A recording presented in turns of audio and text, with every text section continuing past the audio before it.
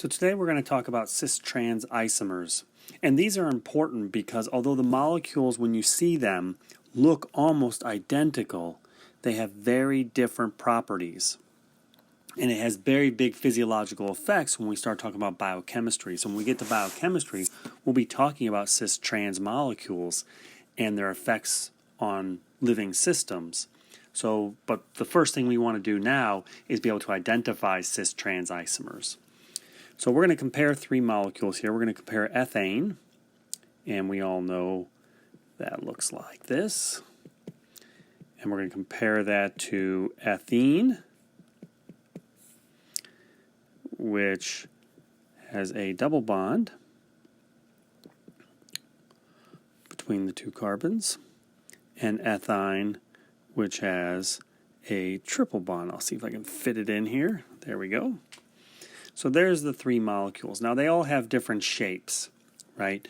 The shapes around the carbons of ethane are tetrahedral.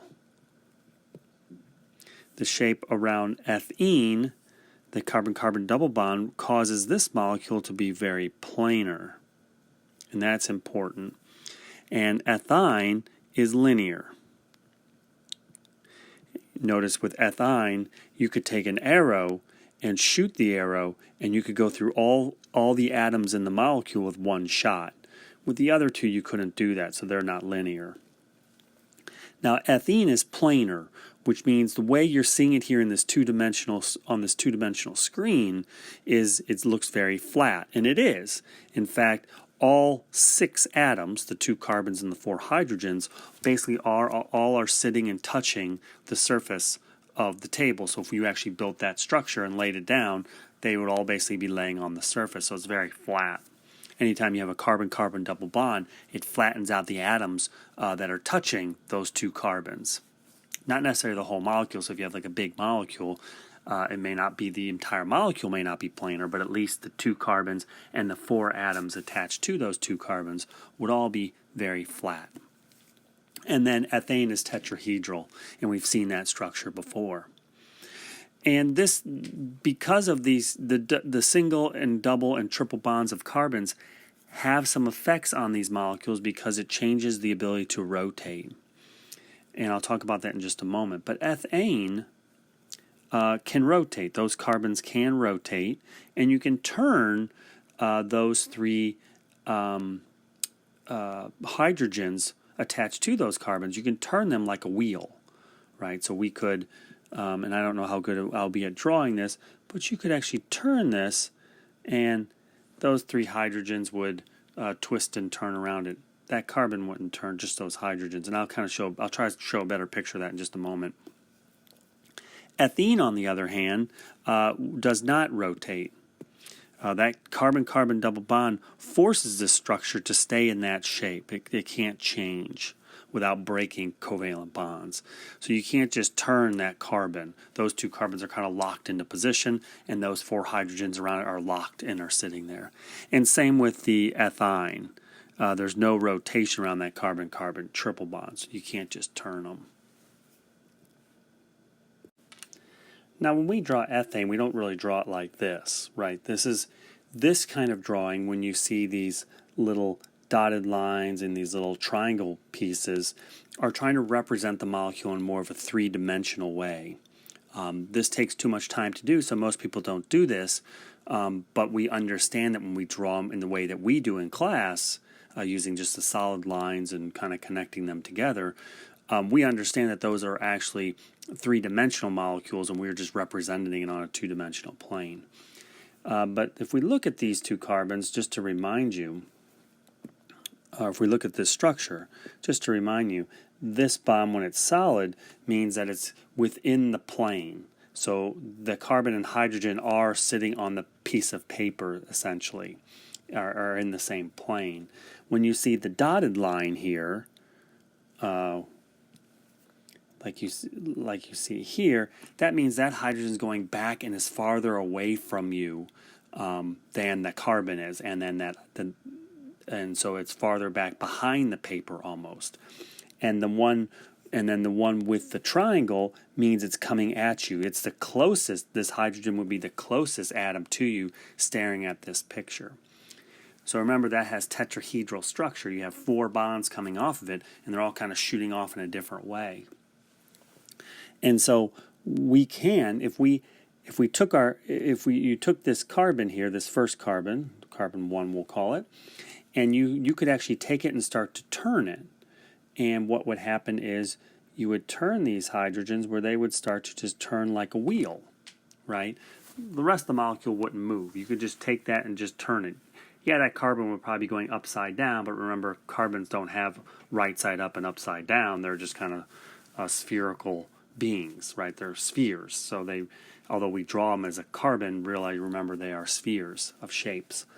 And so you would turn this and you would twist, and those hydrogens would move because you have free rotation around this carbon-carbon single bond. So they would turn and twist.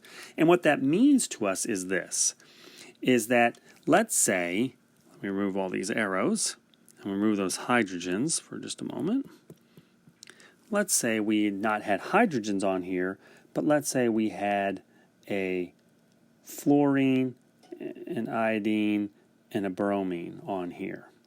And we twisted it, and we turned this, and we turned and rotated this carbon. Those fluorine, iodines, and bromines would move, right? They would move. This bromine would no longer be down at the bottom, it would be up at the top because it would have moved. And not that we broke a covalent bond, it's just that we turned the atom. The fluorine would be down here, and the iodine would be down here. And we could continue to turn it, and those atoms would continue to move. And so when we draw these molecules, and we're drawing, let's say, this molecule in the way we draw them, we would draw it like this. There's the hydrogens, and then we put bromine here, iodine here, and fluorine here, right? But it actually wouldn't matter where you put the fluorine, iodine, and bromine, because since it turns, well, eventually it would, fluorine would be down here, bromine would be here, and iodine would be here because we twisted it. And that's why when you draw these structures, like if you draw, let's say, 1-fluoroethane, here's our ethane molecule, and we're going to put a fluorine on here. It doesn't matter where you put the fluorine in this on the first carbon, right? Here's carbon 1. It doesn't matter because that molecule turns, and so therefore the fluorine will sometimes be here, sometimes it'll be down at the bottom, and sometimes it'll be up at the top because it turns and twists. And so all the time that fluorine is moving, or that carbon is rotating, and so these atoms are sort of are revolving around that carbon, so to speak. And so it freely moves. Now in ethene and ethyne, the carbon-carbon bond does not move, and so the location you put those atoms becomes more important. So let's compare something here. Let's take 2 ethene-based molecules. So we're not going to take ethene. And I am going to put a fluorine here and a fluorine here.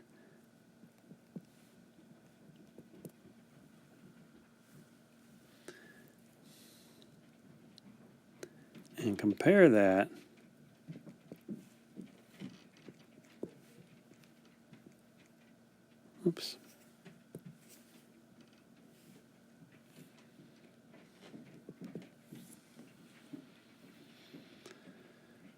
to this molecule, just for a moment.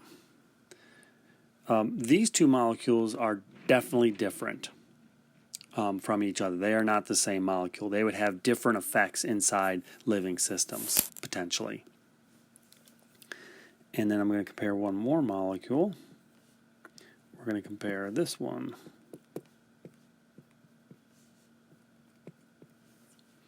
Right. These 2 molecules are actually the identical thing, because I can take this molecule and basically flip it over and it will look like the one on top, right?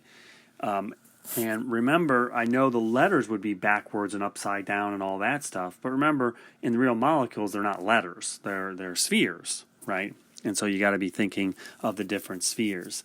And so if we think about this in terms of spheres, and let me draw that, and you can see now if I drew the molecule in spheres, so pretend these little dots are spheres, the black ones are the carbons, the red ones are the fluorines, and the yellow ones are the hydrogens in our example here. You can now see that if I took this one down at the bottom and I flipped it over, think of, again, they're all spheres, now the two red ones would line up, the two yellow ones would line up, and the two black ones would line up, and it's the same molecule. Sorry, I forgot the double bond between the two black spheres, the two carbons, and the last one, but it would not change anything to that analysis. On this one, notice I can't get these two to line up exactly, right?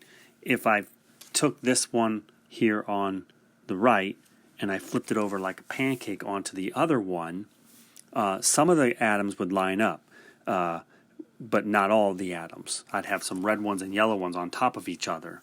For instance, this red one over here would, if I flipped it over like a pancake, be on top of this yellow one over here. And so therefore, notice I have not lined them up exactly. So these two molecules are different. However, if I could rotate around this bond, around that carbon right there, and turn it so this red one goes down to the bottom and this yellow one goes up to the top, then I could line these two up. But remember, I can't rotate when there's a carbon-carbon double bond. And so this is not possible. So there's no rotation. If it was a carbon-carbon single bond, then yes, I could rotate that. And that's why we can line them up they're easier to line up when they're carbon-carbon single bonds, because I can just rotate and get things to line up. So this cis-trans isomers does not occur with carbon-carbon single bond molecules, and actually doesn't occur with carbon-carbon triple bonds. It only occurs with carbon-carbon double bonds. So we're going to focus on that.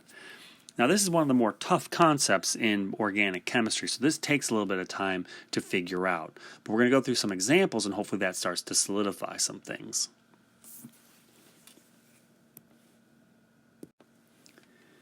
Now how many isomers of C4H8 can you draw? So, and these are alkenes, so you'll be looking to try to put some double-double bonds in there.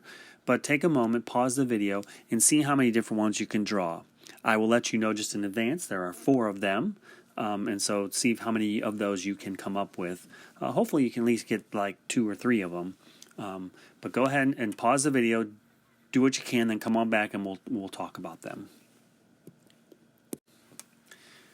So the best way to tell, so you've drawn your structures, the best way to tell if they are the same or different or isomers is to go ahead and name them.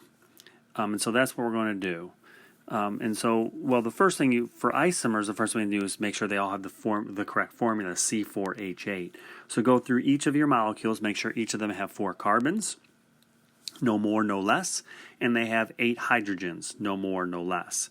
If they have if it's not C4H8, you didn't draw an isomer or a potential isomer of those molecules. So you just exclude those. So if you drew one that was C3H8, then you would cross it off because that's not an isomer. Okay, so once you have and you've checked them and they're all C4H8, we can move on. Now we want to know if they are the same or different molecules. And so the best way to do that, sometimes you try to do it visually with your eyes, and that's fine. But the way to really know is to go ahead and name it. If the name is different and they have the same molecular formula, they are isomers of each other. So we're getting good at naming, so let's just name them, and then if they have different names, then good. So what you should do is pause the video, name all your molecules, and if any of the names are the same, then basically what you did was you drew the same molecule twice, and so therefore they're not isomers. You can cross one off because you just drew the same thing twice. And I know sometimes we draw them and they look different, but in the end they're the same. They're just twisted or turned or something in a way that's just taken on a different shape or different conformation of the molecule. So I'm going to go ahead and name all these guys just like you guys are doing with your molecules. So I'll take the one here on the upper left-hand corner, and the first thing I do is I identify the family. And because I can see that there's a carbon-carbon double bond, I know that I'm dealing with an alkene. And so I'm going to go ahead and put ENE at the end of the molecule. Now I need to find the longest carbon chain that contains the carbon-carbon double bond. And I can see that, and I'm going to go left to right here. 1, 2, 3, and 4. But there's two ways to number this. I'm going to check the other way. 1, 2, 3, 4. So in the purple numbering that I just did, the alkene structure would be on the third carbon, because it's the third carbon is the first carbon that sees the double bond. Notice carbon 1 and carbon 2 aren't involved in the carbon-carbon double bond, but carbon 3 is. So numbering it by purple would put the double bond on the third carbon. Numbering in the red nomenclature would put the carbon on the double bond on the one carbon. So remember, once you identify the family, you want to get the family to have the lowest number possible. In this case, then the 1 would be the proper way.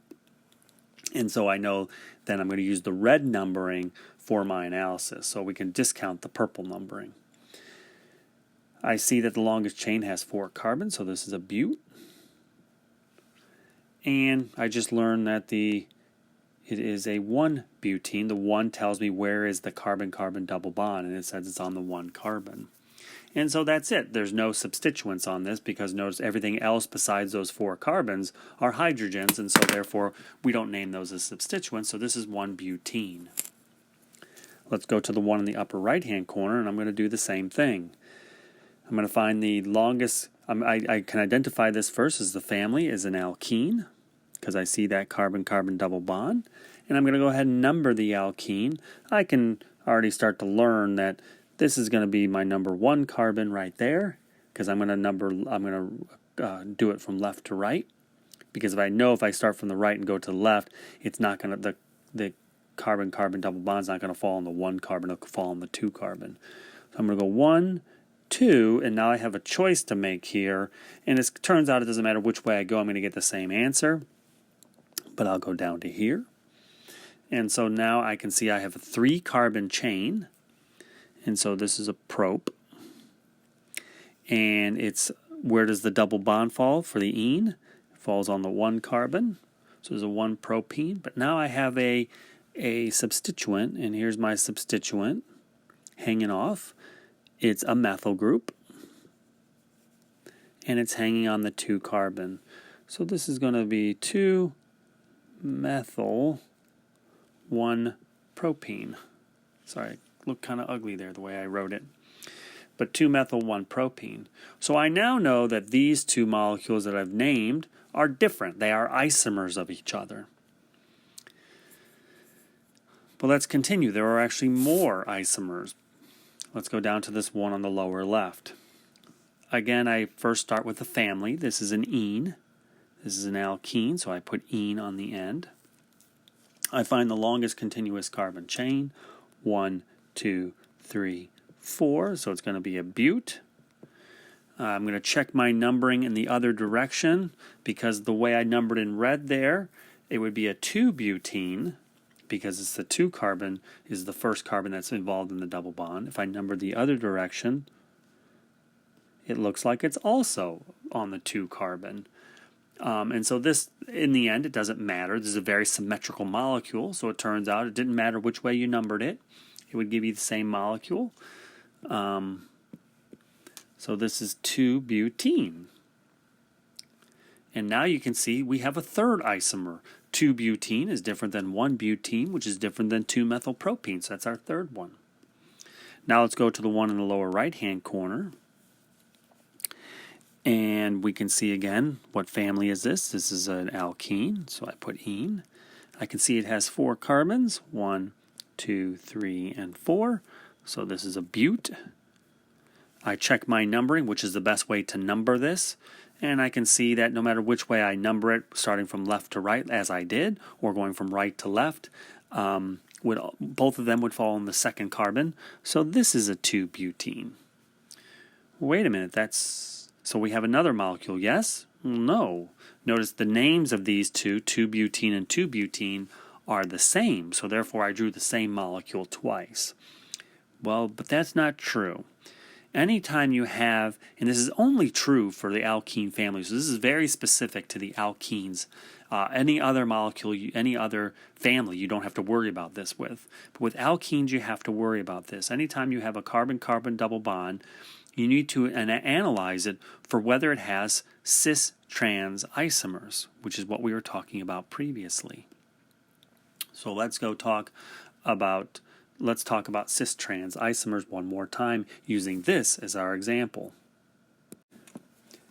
Now, if you notice the way I was drawing these alkenes, I drew them a little bit differently than probably you did. There's a good chance I did. I didn't draw them the normal way we draw them. And the reason is because I find it easier to visualize alkenes when I draw them like this. Notice here what I have on this slide is I have the two carbons connected by a double bond, and then I have 4 lines coming off it, almost looking kind of like an X, right? We kind of have an X look to it. And that because there's 4 groups that hang on these 2 carbons. And I like it to look a little bit like the real structure. So, right, this is a little bit more of the actual form that the molecule takes in reality. Now, we a lot of times draw it for simplicity's sake. We draw the carbon straight across the page. But in reality, remember, they're not straight across the page. They kind of take a sawtooth pattern.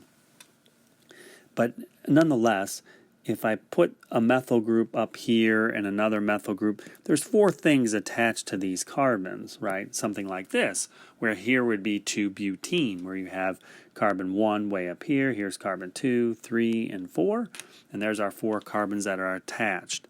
Now, I could have drawn it the kind of the way we have been drawing things, where I could have drawn this structure, which this carbon with the 3 hydrogens on it, the first carbon, the second carbon, the double bond, and the 4th carbon out here, and then put my hydrogens on as well, right? I could have done that as well. But when you draw it like this, a little bit more difficult to see cis-trans isomers, just a little bit. You gotta do a little bit of mental gymnastics, okay? And so I draw them like the one at the top a little bit more. But there's nothing wrong with drawing the one at the bottom. In fact, if you drew it like the one at the bottom, you would have to twist this up in your head to make it kind of look like the X above. You just twist the hydrogens here at these hydrogens, you twist them up, and then you twist these methyl groups up to here, and eventually it looks like the structure above. So you just twist it is the way you would do that visually to try to understand cis-trans isomers. It's just a little bit difficult to get cis-trans isomers, a little more difficult using this kind of structure, but there's nothing wrong with it. In fact, that structure that we have down there right now, let me remove some of these arrows, would be different than if I put this hydrogen up. Because now to make the structure look like the one above, these 2 groups would twist up and these 2 groups would be twisted down, and now it looks like the structure above, although in terms of the shape, the X-looking thing. So you'll notice I'll typically draw them like this. Again, that just helps me here. And so what we're going to do is this, is you look for, instead of looking, previously we were looking at fluorines, but in this case, the way I usually do it is, when we see carbon-carbon double bonds, we're going to have 4 things hanging off of those carbons. 2 of them are going to be hydrogens. Now, some molecules get more complex than this. We're not going to go that far because biologically we only typically see, when we see alkene structures, we see 2 hydrogens on that alkene structure. So we're going to see 2 hydrogens, and then we're also going to see what I'll just call 2 big groups. And so we can just put the letter B for a big group, right? And we can see here that the 2 big groups are on the top and the 2 hydrogens are on the bottom. And those big groups can be anything, methyl groups, ethyl groups, long carbon chains, doesn't matter. And so what we do to evaluate whether these are cis or trans isomers is this, is you take your, what I do is I take a dotted line and I go right through the carbon-carbon double bond with the dotted line. Just like that. And then I just look. Notice there are two atoms below the dotted line, this hydrogen and this hydrogen. They are the same, right? A hydrogen is the same as a hydrogen. If I look above the dotted line, I have a big group and a big group, right? So the two atoms above the dotted line are identical, and the two atoms below the dotted line are identical. When the two atoms above or below the dotted line are identical, we call this cis, kind of like sisters. So I kind of think of sisters, meaning they're the same. And so really all you have to do is either look for the two big groups or look for the two hydrogens, and you can determine this. You don't have to look for all four groups. Let's contrast this a bit with one that is in trans. In trans, let me draw a structure, and we drew this structure earlier with fluorines, but now I'm just going to use a big group. So there's our structure, and we're asking ourselves, is this in cis or in trans? And so what I do is I take a dotted line, I go through, and I'm just going to pick one of them. I always pick the big group for some reason. I don't know why, but I do. I see a big group below the dotted line and a big group above the dotted line. Since they are on opposite sides of the dotted line, they're not on the same side, we call this trans. And again, we only have to worry about this is when we have a carbon-carbon double bond. Notice it requires two big groups and two hydrogens to do this. If you have all hydrogens, then there's no cis or trans. If there are three hydrogens, there's no cis or trans. You got to have two hydrogens and two big groups to do this. So let's go back now to our structures. And we'll go back to our 2-butene, and let's go ahead and test this out. So let's go to the 2-butene on the left. So I'm going to determine, I see a carbon-carbon double bond, so I can determine whether this is cis or trans isomers. I take a black dotted line here. I'm going to run that black dotted line right through the carbon-carbon double bond, the two carbons and the double bond. And I can see I have two hydrogens down at the bottom, and I have two big groups up at the top. Again, I didn't have to evaluate both of those. I could just taken one of them and gotten the same answer. Notice the two big groups are above the dotted line.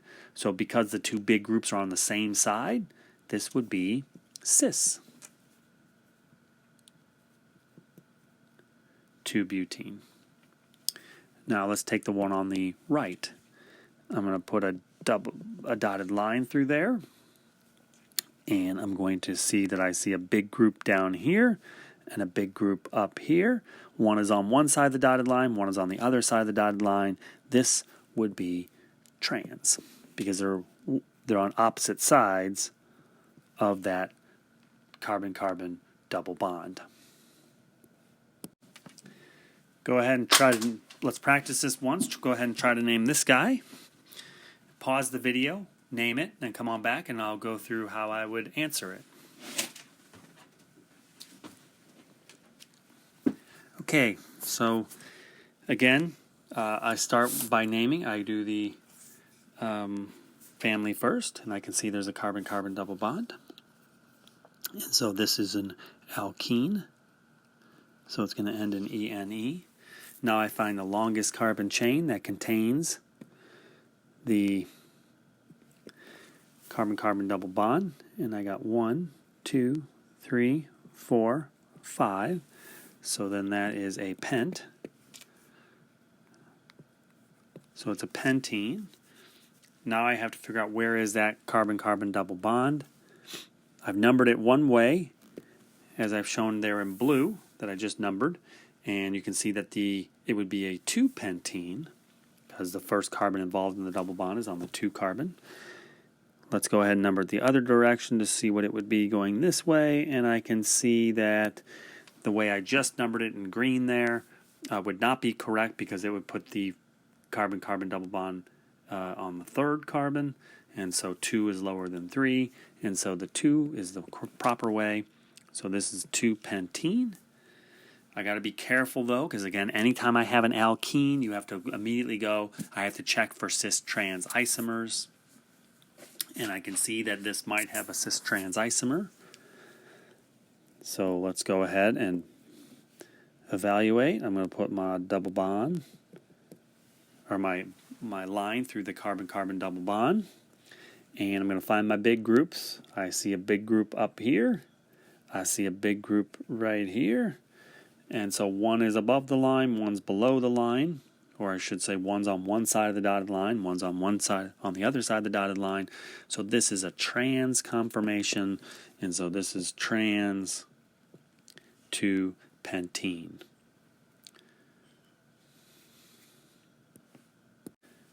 Now I gotta add the last rule to cis-trans isomers for you, or clear up a rule, just to make sure we're on the same page here.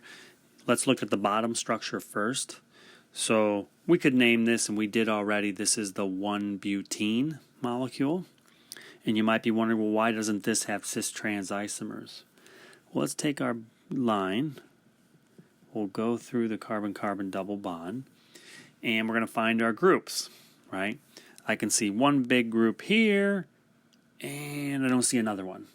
And so when you don't have a second big group, then you know for sure that doesn't have cis-trans isomers. Notice if you did it with hydrogens, it'd be just the other problem. You have 3 of them.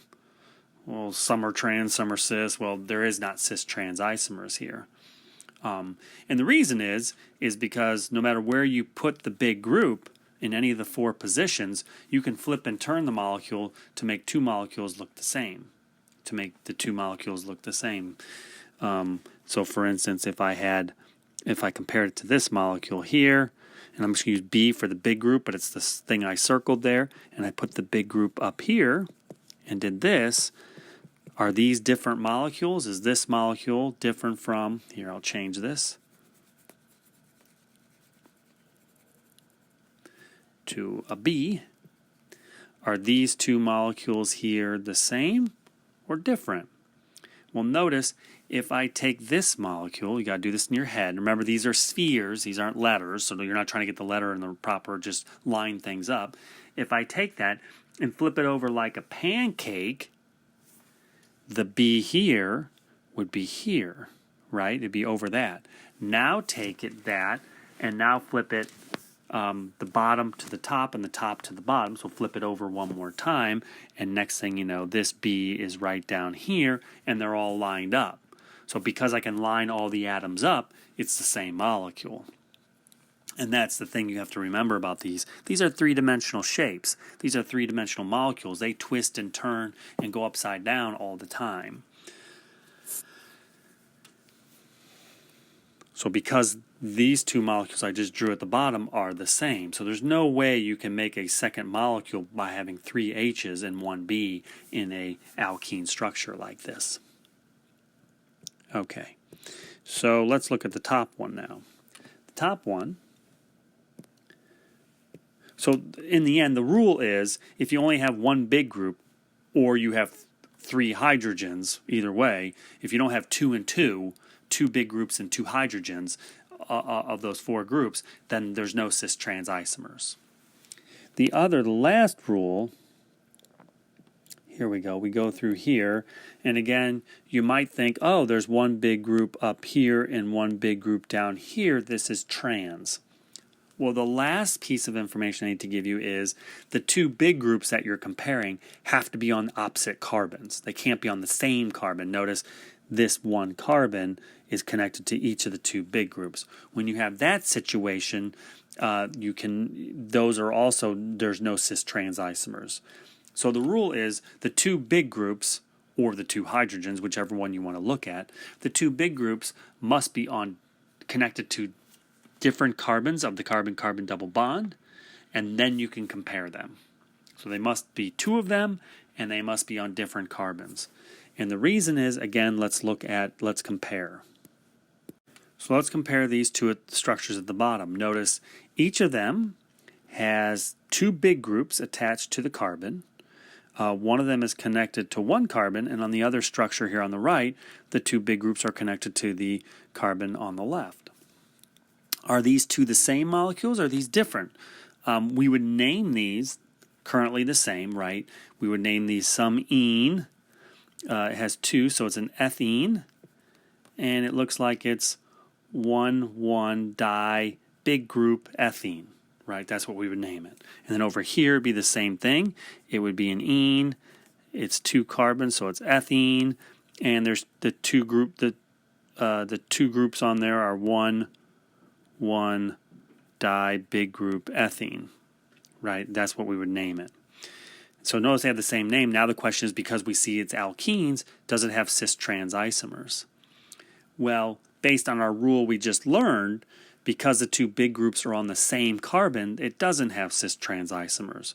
But are we sure it doesn't? Are we sure these are not different molecules? Well, take this molecule and flip it over like a pancake, and when you do, it's going to look just like this one. So it's the same molecule, you're just looking at it from the back side. One you're looking from the front, and one you're looking at from the back, right? And so that's the difference there. It's just your viewpoint on them.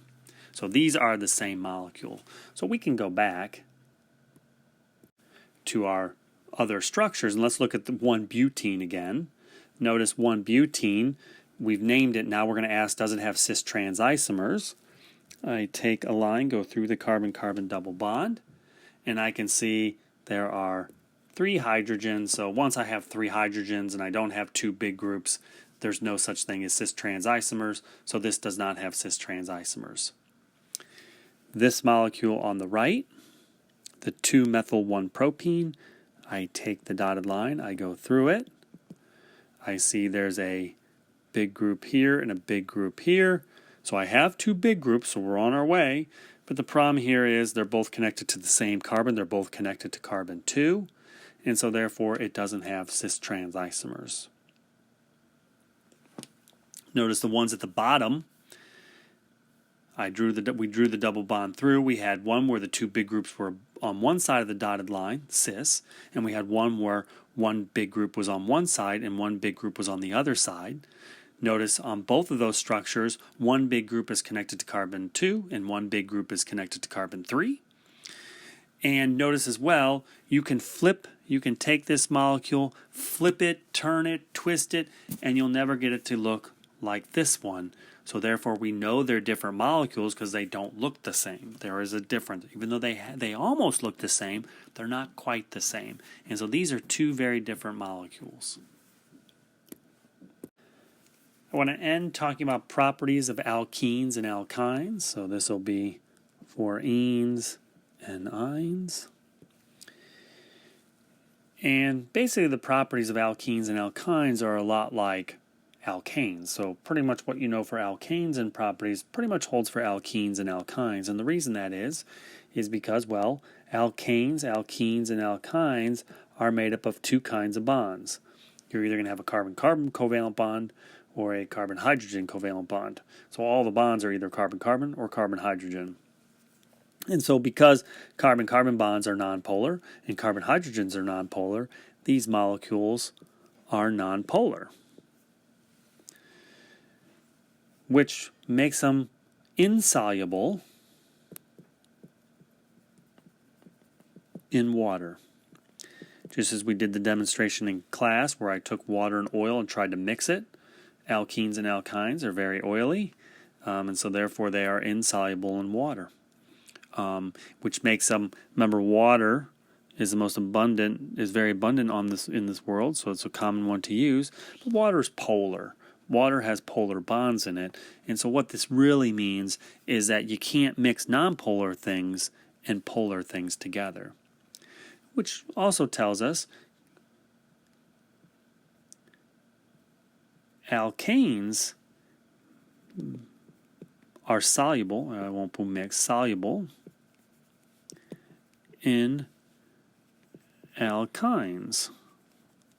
They mix together because they're both nonpolar.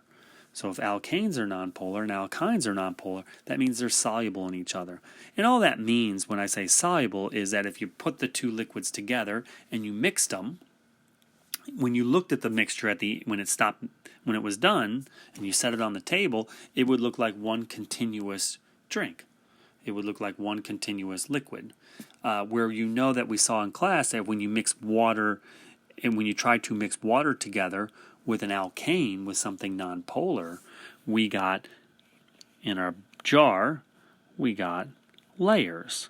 where we had the alkane on the top and we had the water on the bottom.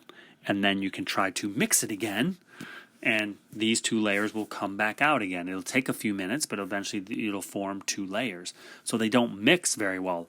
We don't say they don't mix very well. We use the word soluble. So when we say things are soluble, is that if we put an alkane and you put an alkyne in the same one, and you poured the two layers, one alkyne and one alkane, and then you mixed it, when you were done mixing it, you wouldn't see layers. It would look like one, and it would be a mixture of alkane and alkyne. It would mix. So these alkane and alkyne are soluble in each other because they form a homogeneous mixture.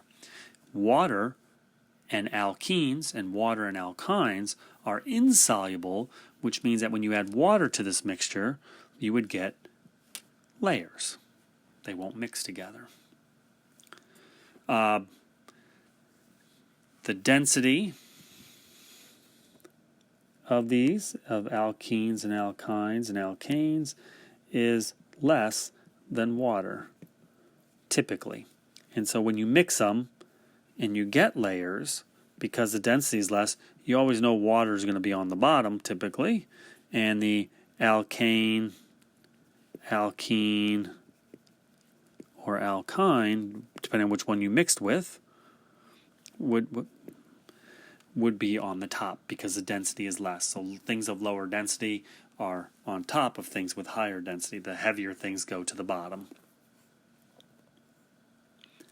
And these guys tend to be flammable. We can burn them.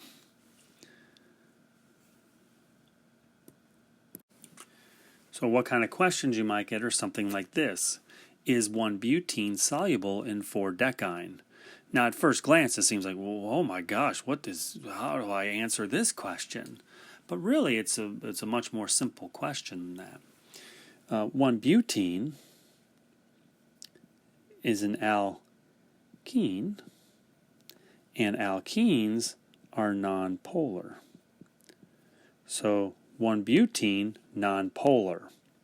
4-decyne is an alkyne, and I know alkynes are nonpolar. So the question is nonpolar soluble in nonpolar? Well, yes. Because nonpolar and nonpolar are soluble. It means they mix perfectly and make one homogeneous solution.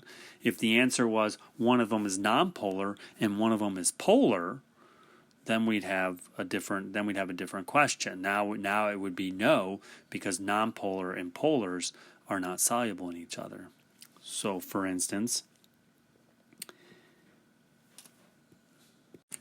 is cis-2-butene soluble in Kool-Aid? Well, here we are again. Cis-2-butene ends in ene, so I know it's an alkene. And alkenes are nonpolar, because I learned that about properties of alkenes. And Kool-Aid, I've made Kool-Aid before. I add water to Kool-Aid, so Kool-Aid is based in water. Water is polar. And so is nonpolar soluble in polar? The answer is no.